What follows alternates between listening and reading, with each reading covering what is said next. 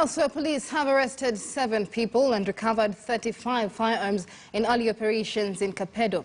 Police spokesperson Charles Owino has just concluded a media briefing where, among other things, he said the operation is not ending soon. Let's now join our Brian Obuya for more updates and context on this matter. Brian, what more do we know?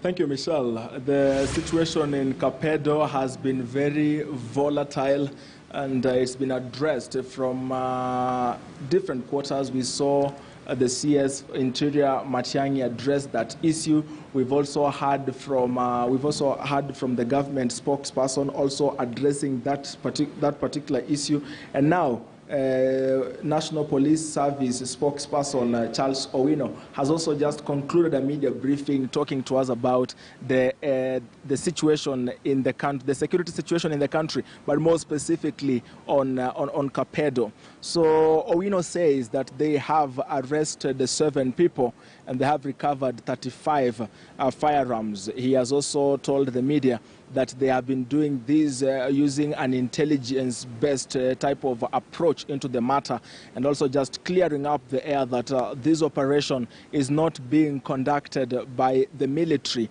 because he says that they abide strictly to those guidelines and to the standing orders that the military can only operate outside the country or along the borders and maybe offering services to those who are conducting the operation, but the operation is not being conducted by the military, but the National Police Service, officers.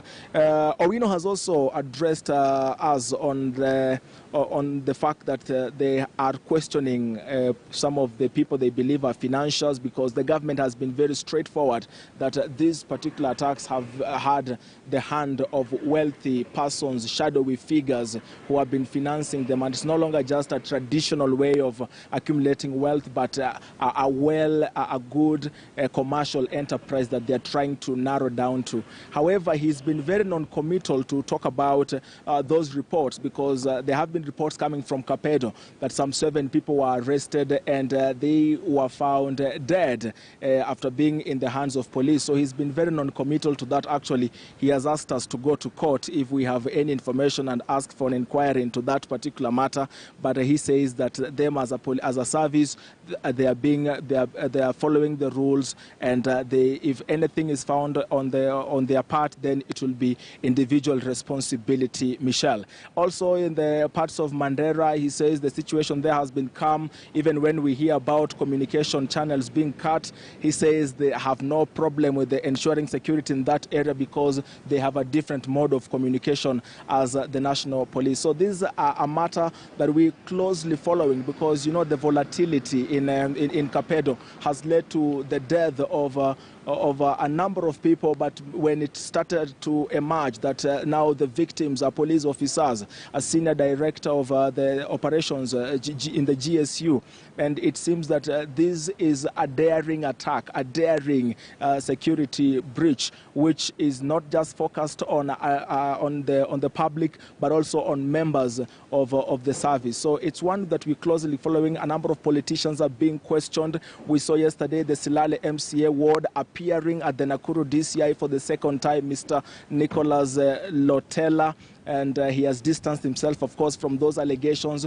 But we wait to see, we wait to follow closely how the government is going, first of all, to look at the humanitarian crisis in that area, which government spokesperson Cyrus Oguna said does not exist or is not dire. That is one. And also how they are going to carry on with this operation and still ensure the adherence to human rights and such type of things, which is a great concern to the public, a great concern to civil society and Human Rights Watch, because they have not allowed the media or humanitarian service providers to access that area. So basically, it is our word against theirs and vice versa. So we cannot exactly know the situation as it is directly, because we are unable to access the areas of Kapedo given the restrictions the government gave. But you saw Mr. Natembeya saying that it's a risky area, and anyone who wants to go there, then they must know that it's an active combat area, and they do that at their own risk. So Michelle, that is the much we can post for News Desk.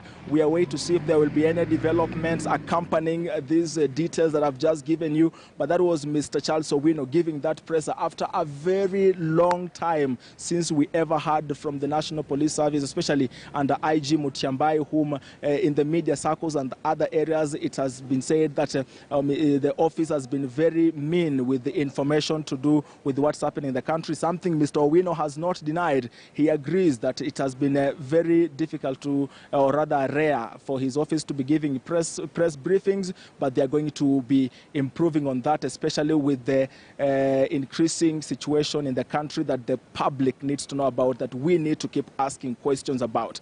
But aside from that, that is the much we can post for you right now, Michelle. All right, Brian, we're there live for us with an update there from the Kapedo region and the insecurity in the region.